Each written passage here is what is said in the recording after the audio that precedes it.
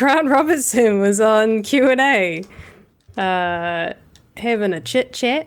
It was a really good, timely interview, I think. I don't know I if it think was intentionally timed or poorly timed, but yeah, it was timed, intentional or I not. think I think it's well timed. I mean, he's got a book out, which is good, and I'd say it would be a good companion book to Jacinda's one.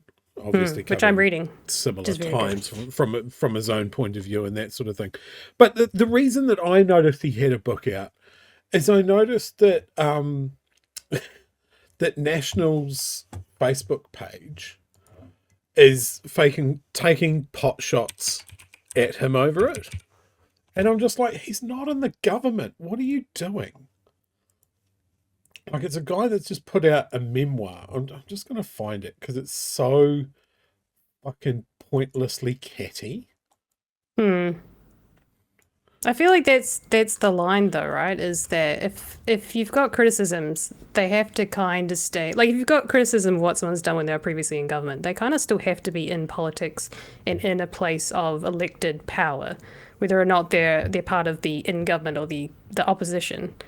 I feel like it's kind of a waste of time pointing fingers at someone who's no longer got any influence in government. Like, go for It Chris just Hipkins, seemed to but be why go for strange. this guy? He's no longer, he's got no power. He's a nobody, basically, now. Um, and I don't know, but like a lot of you might not go to National's Facebook page, and that is fine and very, very much understandable. But it's in my algorithm, so it pops up, and I get angry. Grant Robertson called his memoir "Anything Could Happen." He's right. Debt, deficits, higher costs all happened under Labor. Do you think people let that slide? Oh, this Well, person's got some. that person doesn't. Well, Oh. that Oh. it's all gone wrong. There we go.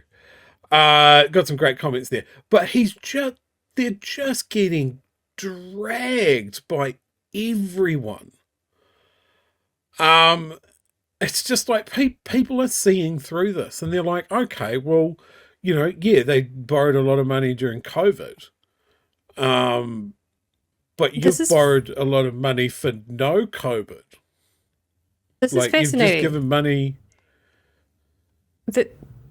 Their page has a bunch of comments of people that are critical of them.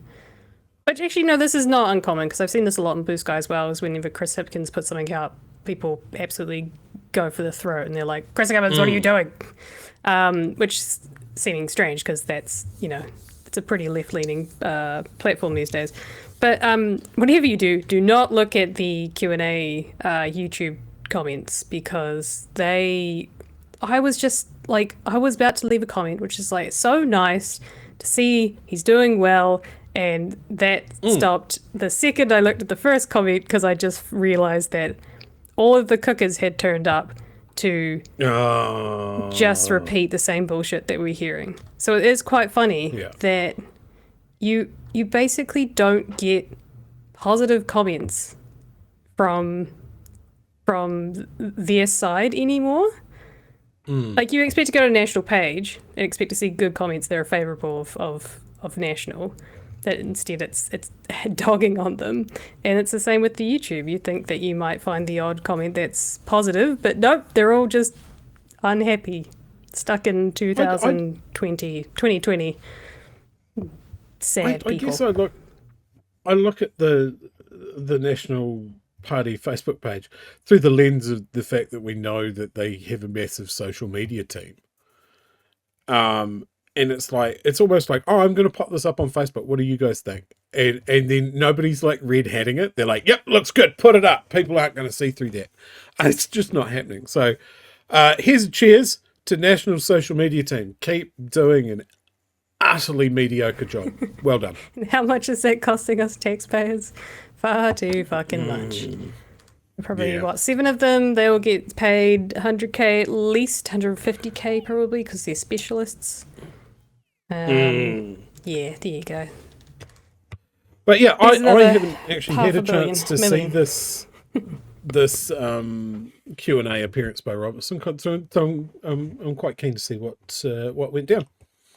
It was quite interesting. I thought the majority, he kind of starts off with, because obviously he's no longer a politician. The questions, Jack's not there to press him. He's essentially just, it's not a puff piece by any means as well. It's a conversation about politics and in the current, where we are currently. And he does ask him about the COVID inquiry, and obviously with his memoir coming out, he also asks a few questions regarding what he's already talked about in the book. So I highly recommend going and actually watching the full thing. But I'll go through the stuff that's probably most poignant. There's actually a lot in this, so I found it hard to pick some stuff. But one of the things I wasn't expecting Jack to ask was about tax, because when Labour's, was it their first campaign or their second campaign? Basically, when Jacinda was running, she run under a mandate of not introducing capital gains tax. That she would never introduce that while she was in power. And this was when Grant Robertson was finance. Was he finance minister for both terms? Yes, he was. Oh, yeah. And Grant's obviously at some point in the past been quite favourable of some sort of CGT or a wealth tax. So he asked some questions to him about how would he strategically introduce a 480p? Come on. How would he introduce a wealth tax to the people, because people are hesitant of the wealth tax and the capital gains tax, the tax word that everyone hates. Ultimately, Labor never ran with those during your time in government. But from your knowledge of tax and your experience in political strategy, what would a party have to get right for enough of the public to support a CGT in an election? I think it's about understanding what it actually is, i.e. that it's a tax on the gain that you get. It's not a tax on owning a home. To be really clear about what's in and what's out and have decent runway to be able to explain what's in and what's out. And also to be clear, as ever with taxation, about what's going to happen with the money. What's going to be able to be done that isn't able to be done now. Now, I'm not saying it has to be a CGT or it has to be a wealth tax. What I say, and I say it in the book a few times, I think, is New Zealand's tax system is unbalanced and unfair. I said that a number of times when I was a politician too. And I'd love it if this somehow or other could be a cross-party thing. If you look around the world, capital gains taxes, asset taxes have been shared in their being introduced by governments of left and governments of right. Because we all understand that there's an asset class not being properly taxed here. I wish we could get to a point in New Zealand society where we just said, actually, we do need to broaden that tax base. It's unfair on wage and salary earners that we're not taxing assets. From a strategic... Yeah, just nice to have it just said. So it's basically echoing what everyone else has said at this point around the capital gains tax. I will, before you make some comments, there's one tiny wee bit that he says, just points out that like the rest of the world basically already does this, and he doesn't understand why there's so much pushback when it comes to doing this here in New Zealand. Absolutely, and that would be one way to try and get a greater buy-in. I just think it's so mainstream around the world, it's almost ridiculous to be having a conversation about the fact that we can't do it because we haven't done it. It is so commonplace. I think it should be able to go across parties. You chose... If only. If only. Yeah. Before you make comments, can you please take me off the screen? My mouse is frozen, so I can't pull it down. Oh no. Oh no. I think it's what?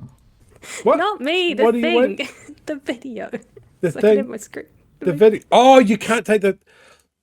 Anyway, she's gone now. We can talk amongst ourselves. Oh, she's so angry. Ah. It's all right. Once I got my screen sorted, I probably could have put myself back on. I agree with some of what Grant's saying there, and I disagree. And I think this is a big part of why Labour lost a lot of support. Is I think saying that you need a lot of runway and you need to explain it and all of this sort of stuff. There's an adage in politics that if you're explaining, you're losing. And I think when Labour had such a strong mandate for their second term, I think at that point, Ardern had painted herself into a corner and said there will never be a capital gains tax while I'm leader. And that was to just basically get rid of National's criticism of Labour that they're going to bring in this tax. Now, we can all remember she ruled that out and National kept on saying it anyway. They kept on going, well, she's going to say that, but they'll bring it in, they'll bring it in. And we're seeing that now with this Labour Party in the complete absence of any policy announcements around tax. National are still criticising them, saying that they're going to tax the family home. So I think the lesson here is the twofold.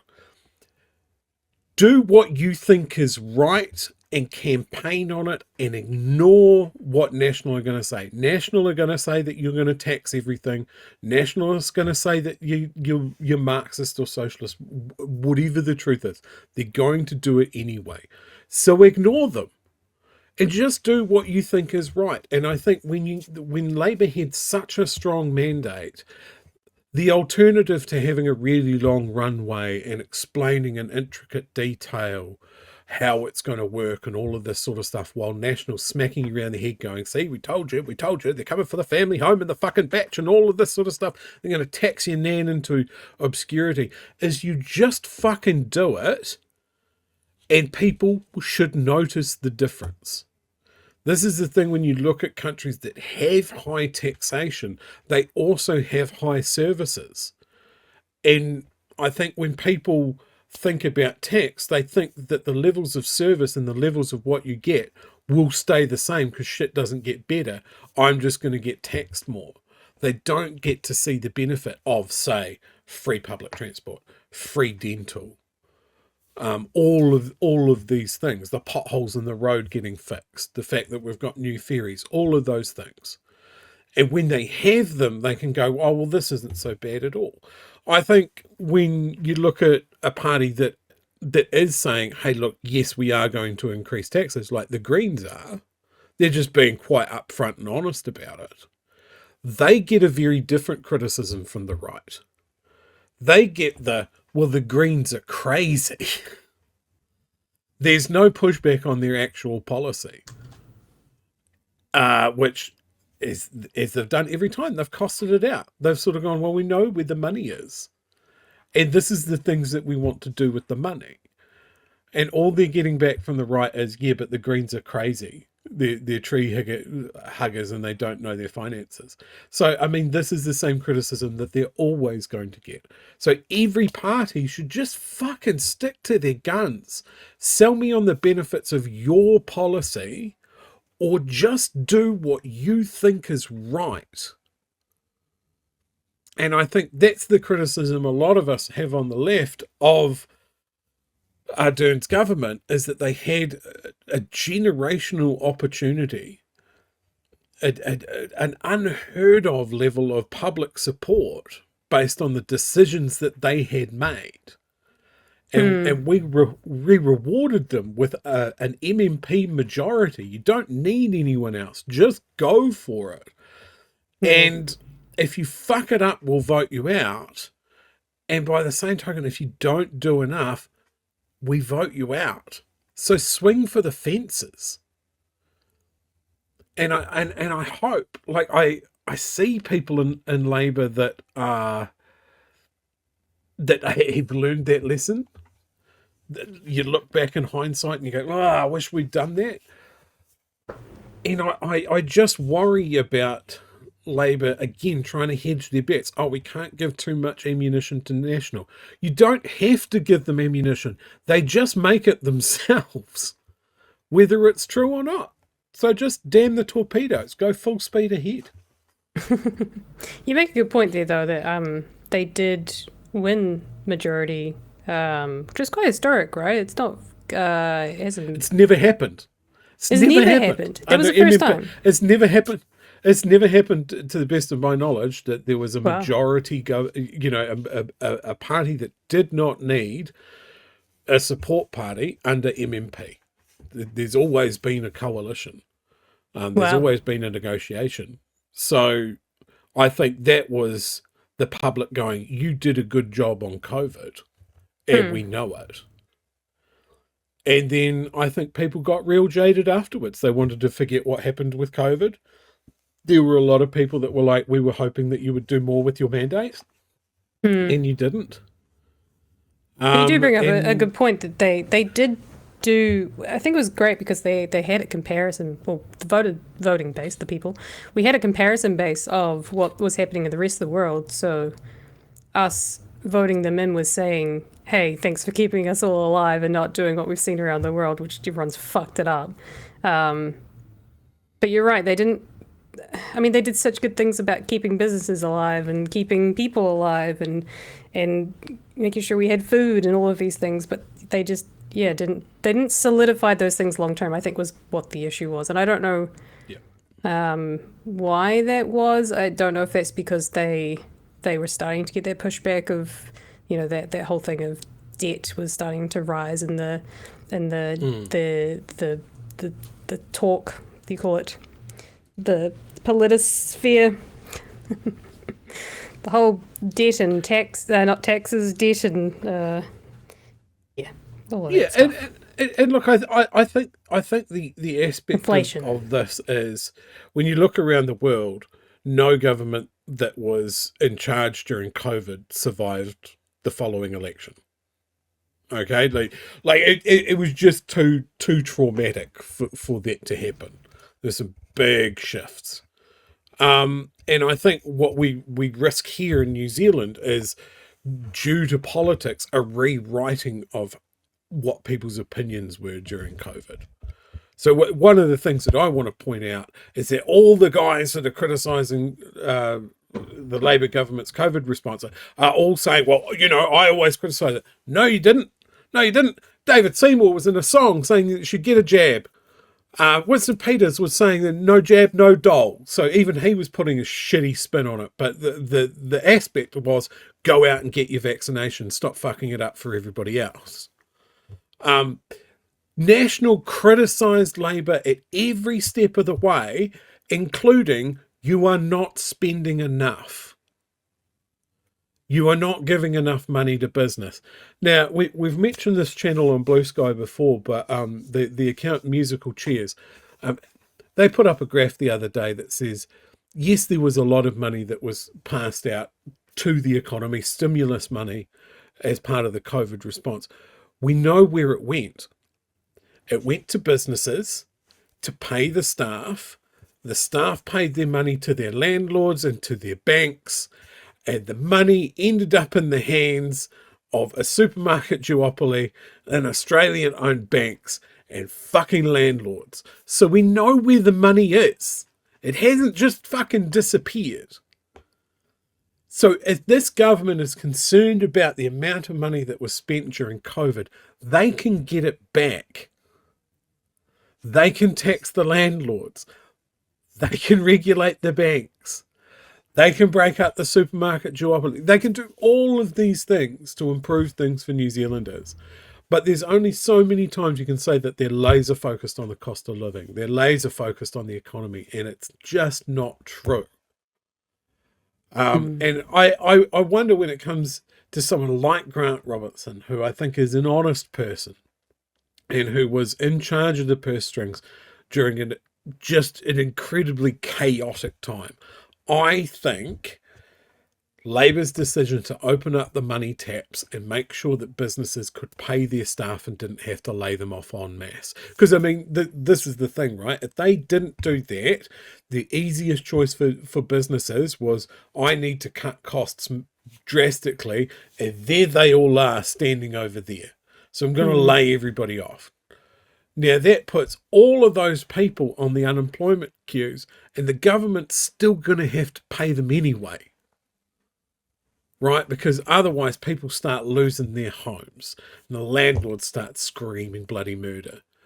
And that sort of thing. So I think, And the banks. honestly, I think if National were in charge, their economic response would have been the same. Open the money taps, pay business. It goes to the employees. Everybody's rents and mortgages still get paid. The economy survives. So for all of their muling, I think that like their response as far as lockdowns or people coming in and out of the country, I think would have been dramatically different. But the economic response would have been, in my view, almost exactly the same. Well, speaking of COVID, now we've talked about the fiscal side of COVID. Jack does ask about not so much the. Well, I think he.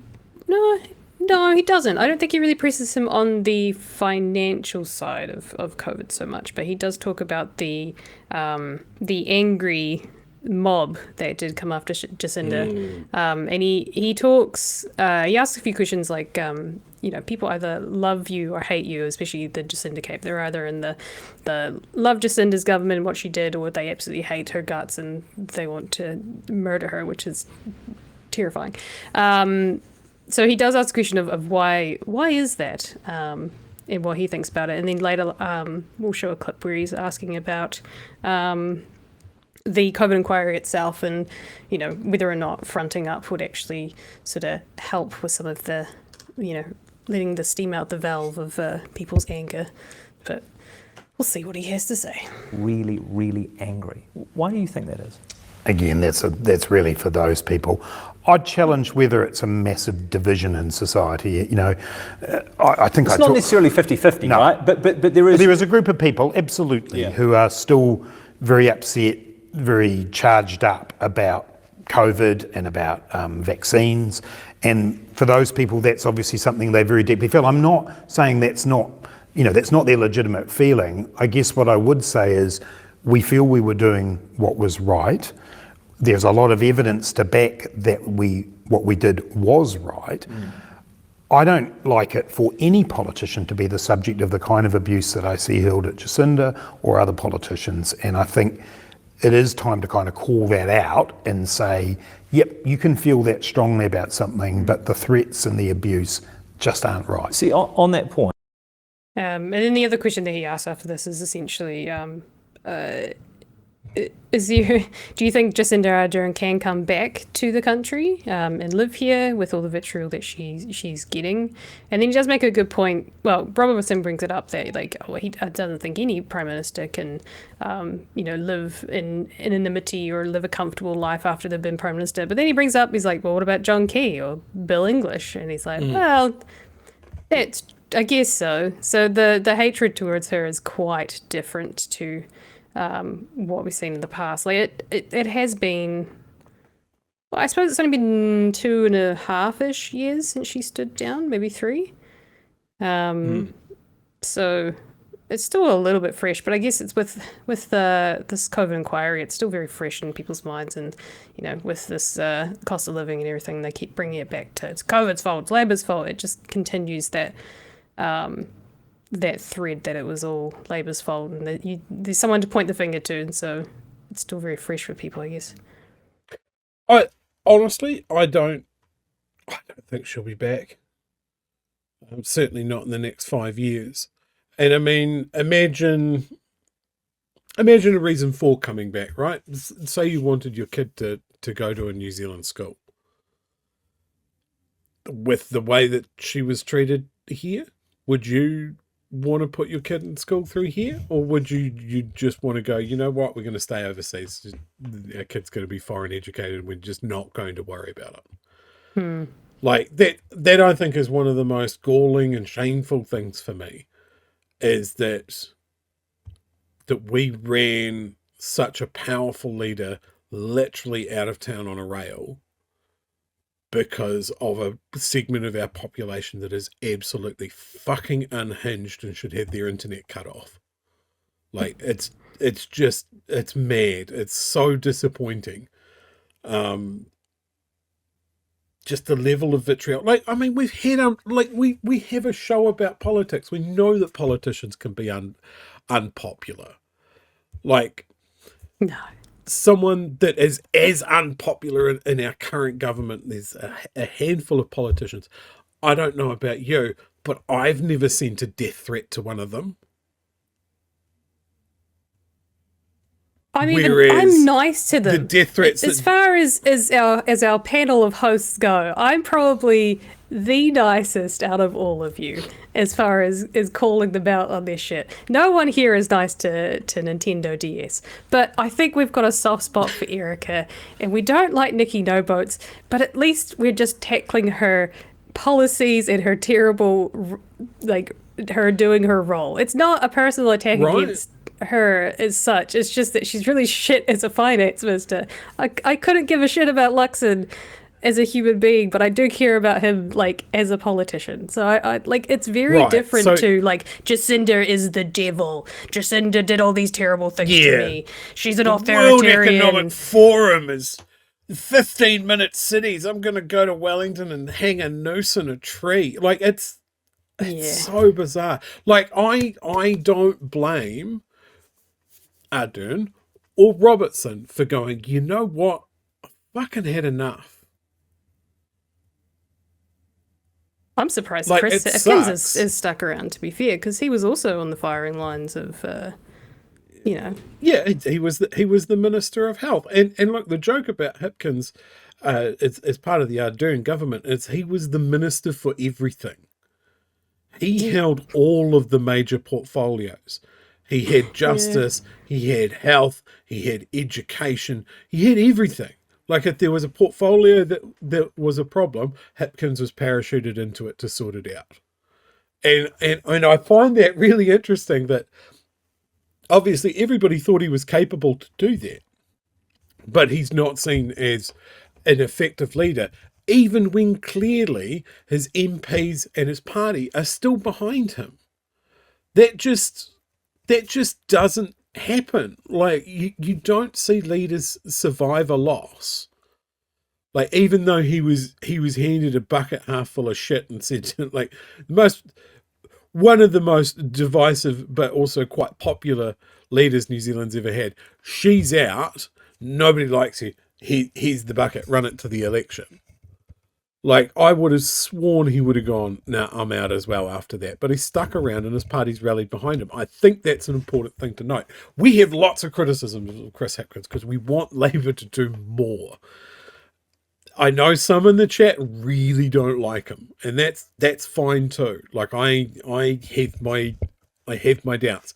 But at the end of the day, we want a left bloc in government. That's the game. But yeah, all of the major players post-COVID, apart from Hipkins, have gone, and I don't blame them. Like, Robertson and Jacinda, a big part of that. Yeah, our chat's always very, very divided when it comes to Hipkins good, Hipkins bad. But you do make a good point that he has survived this COVID period, and actually he's still polling very well.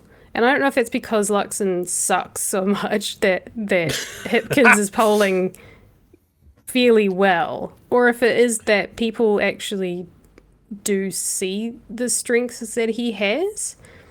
And maybe that's that centrist vote as well, is that's coming through of, like, you know, he's someone who's fairly steady and calm and stable and can lead a government because we've seen him do it. And like, I don't know, and I don't know what the strategy is with Labour. I don't think it's for us progressive lefties. I think we've got our shoes in our feet in the Greens and Te Pāti Māori camps, and that's the beauty of an MMP, right? Is that we can do that when the centre government is just not quite, you know, the two centre parties and the centre left party is just not doing it for us. But at the same time, I do need them to win in order for us to be sort of the lefties to get in. So it's a hard one. I think that's. I mean, if I was in Chippy's shoes and the preferred prime minister poll comes in and it's like, how am I doing? The margin of error to Luxon, I'll be like, oh fuck, really? Like, he's up against a man that is like if you did a word cloud for him, the big word is either twat or inauthentic. You know, and it's, you had the National Party president at their conference saying that we just need the public to see Luxon's humanity. And you just want to go, he's been around for years. If we haven't seen it yet, we're not going to.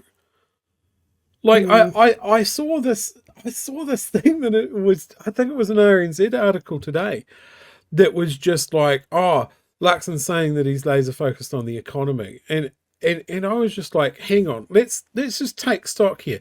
This is a guy that took a limo ride.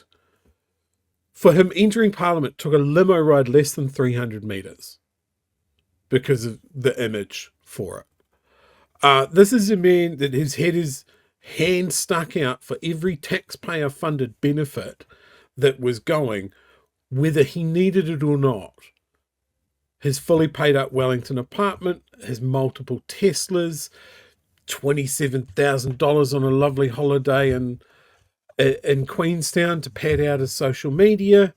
I'm not going to criticise him for the amount of overseas travel he had. He's a prime minister. They do that. They go on trade delegations and stuff like that. I think that's just something that happens. But there are definitely things that we can criticise Luxon for and go, well, no, you're not a good steward of taxpayer money.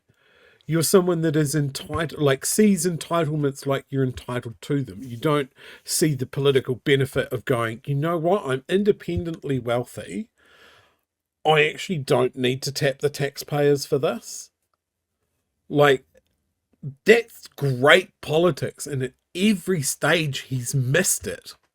He doesn't see it. He goes, oh, well, I'm Prime Minister. What's the Prime Minister entitled to? This, that, and that. That's great. I'll take the lot.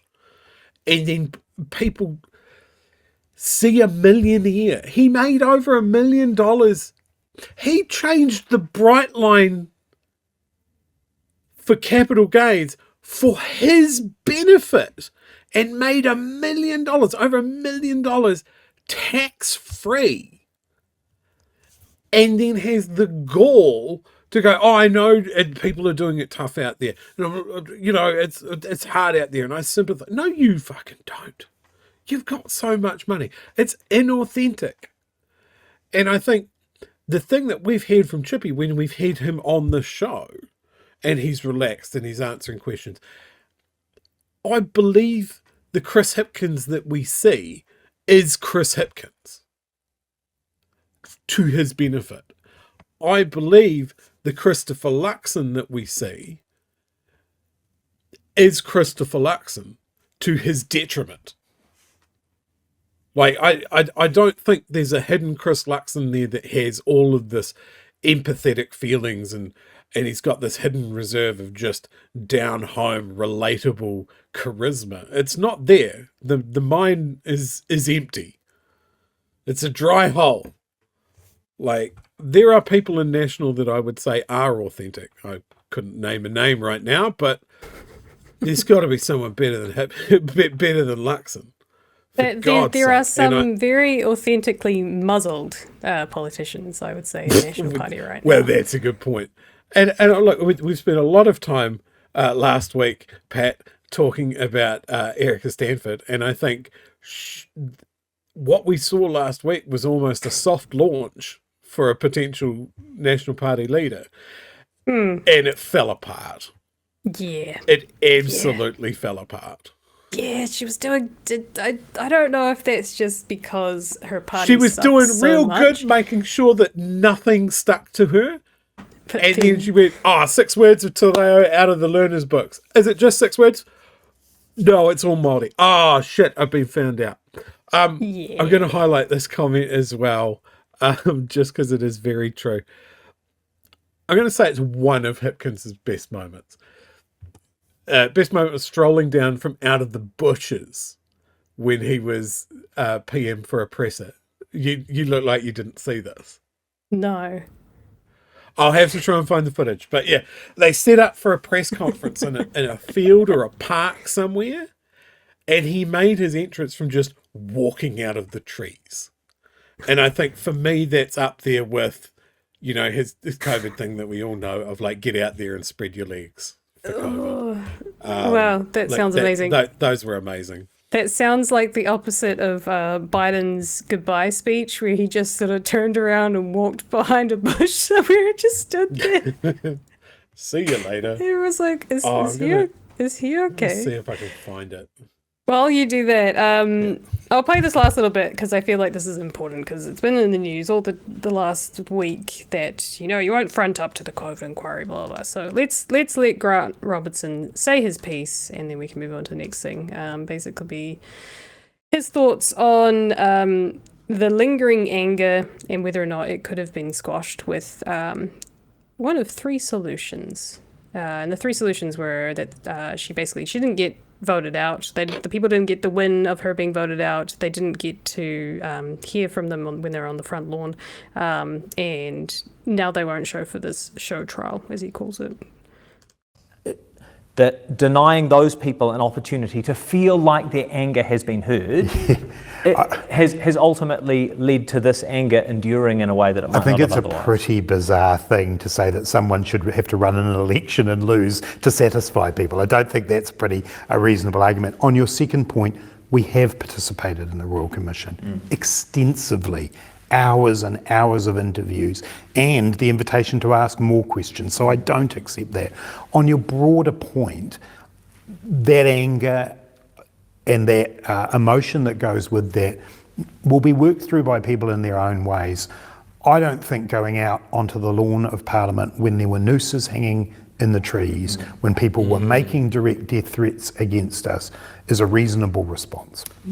No, I don't think anyone thinks. So you've given three things here, Jack, and I don't think any of them are reasonable. No. The point is whether or not different decisions about those 3 points might have given those people an outlet, like a release valve, right? Look, and the Royal Commission has given a range of people the opportunity to have their say.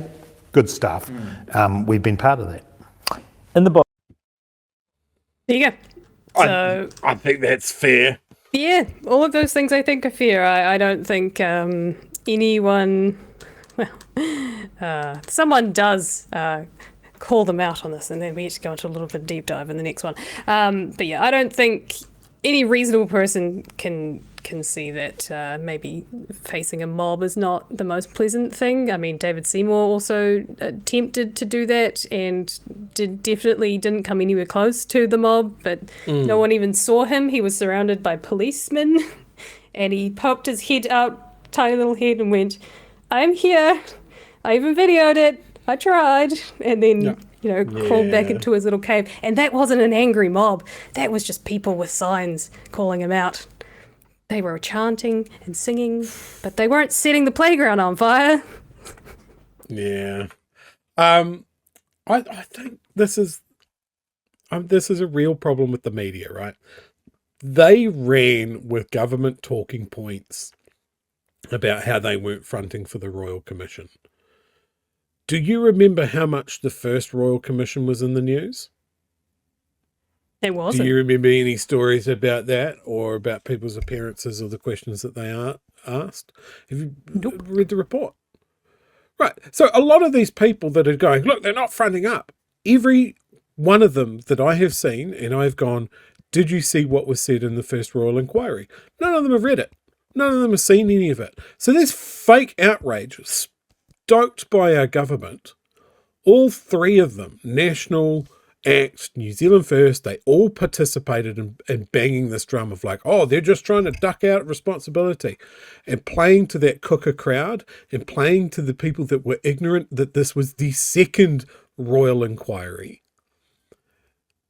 They don't even know the frames of reference or its origin, which was that it was just this thing that New Zealand First cooked up to appease the vaccine-shy people that they were courting, that completely ignored the fact that their guy, Winston Peters, was calling them dropkicks and losers for not getting vaccinated just one term ago. Like, we rely on the media to be a conscience and also a memory bank, and I think they have absolutely dropped the ball by just wholesale taking up the government's talking points on not fronting up for this inquiry. We actually talked about it on Friday because of the Nikki Noboat situation. There was two stories that I saw the one news article and then I saw the Stuff News one. And I'm glad I watched both of them because at the end of it was Lloyd Burr, I think, did the Stuff one. And at the end, he actually pointed out the hypocrisy of what Winston was saying. So he pulled back the quote from Winston in 2020, which says, "I back this. It's going to be, we're actually putting money into infrastructure. We're putting money into this. It's going to grow jobs, grow the economy, all of these things." That was 2020. And then when he was called out on that, he said, "Oh no, but it was signed off in 2021." But the project didn't grow in scope within that 6 months because if it had, then he's saying all these things about infrastructure that don't add up. Like he was saying in that the infrastructural side of things, the port's getting upgraded, all the jobs, he knew that was the scope of the job. So he couldn't call it out of being that I didn't sign off on this. So they actually did a really good job at the end of saying, these are the things that were said and this is the timeline of it. Without saying it, look at the hypocrisy. Like you're not like a regular person can put that together and say something doesn't add up here. But in the one news article, they didn't show any of that. And I would like to see someone do what I think it was Mountain Tui that pointed out those two things about David Seymour and Winston, that they backed it and found the video of the song that David had done and all the quotes. So it would be nice if the media actually did their job and instead of just parroting what they're saying, show what they had said and how that basically they're just being populist, right? Follow the sentiment of the time to get votes instead of, having a moral compass and continuing on with what you said previously. Yeah, and look, this is something that we said when the media apocalypse happened last year, and we lost so many news gatherers, and I guess, as Pat says, you don't lose the faces and the on-air talent, but you lose the news gathering apparatus that is out there researching the stories and trawling back through social media posts and all of that sort of stuff. We've lost that. And so my criticism of the media isn't necessarily the people that are getting up and reading the copy. It's of the organizations that have hemorrhaged these people and their news gathering ability to the detriment of the public. And our current government is stoked. That's the plan working exactly as it should do. There's less questions. There's less awkward linking of facts and words and statements that tends to blow up in their face. But I think it's bad for voters. And I think when it comes to, I mean, look, you talk about a politician, Robertson Ardern, putting out a book.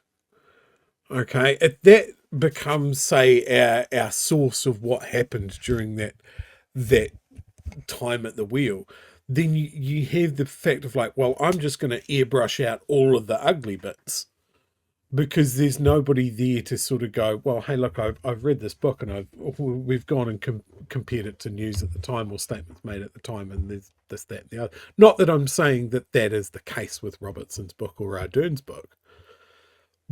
But I'm just saying, if you leave it to the politicians to write their own legacy, then that's not good for anybody. Yeah. Hey, I have found Chippy's You have. I did press see conference. That. Please enlighten me, and then we'll get to the super chats that have piled up on us. Oh, so it's put there's Lord music. of the Rings music on it. That's even better. Oh, it's a The little hobbit. business hobbit. The business hobbit. Yeah, so it's just got him walking out of the bushes. I love that for him. Oh, someone please meme that for certain times when he says certain things.